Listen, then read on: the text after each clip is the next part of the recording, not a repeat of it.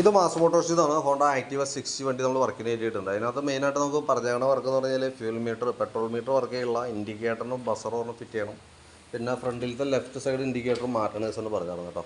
അപ്പോൾ നമ്മൾ ചെക്ക് ചെയ്യുന്ന സമയത്ത് ഈ ടാങ്കിനകത്ത് ഒരു ഫ്ലോട്ട് യൂണിറ്റ് വന്നിട്ടുണ്ട്, പെട്രോളിൻ്റെ അളവ് കാണിക്കുന്ന ഐറ്റം. അതിൻ്റെ കംപ്ലയിൻ്റാണ് മീറ്റർ വർക്ക് ആവാത്തതിൻ്റെ റീസൺ കേട്ടോ. അപ്പോൾ ഈ വന്ന യൂണിറ്റാണ് ഫ്ലോട്ട്. അപ്പോൾ അതൊന്ന് അഴിച്ച് മാറ്റിയിട്ടാലാണ് അത് റെഡി ആവുള്ളൂ. പിന്നെ ഇൻഡിക്കേറ്ററിന് ഓൾറെഡി ബസർ ഒരെണ്ണം വയ്ക്കുന്നുണ്ട് സൗണ്ടിന് വേണ്ടിയിട്ട്.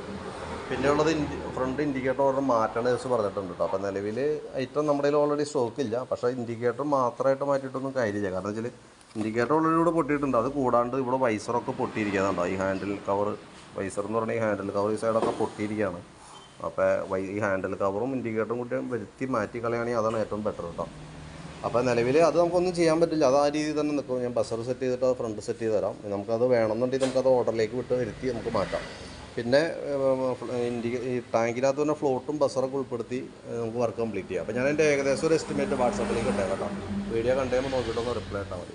നിലവിൽ വേറെ വർക്കൊന്നും പറഞ്ഞിട്ടില്ല. ആകെ 3 കേസാണ് പറഞ്ഞേക്കണേ.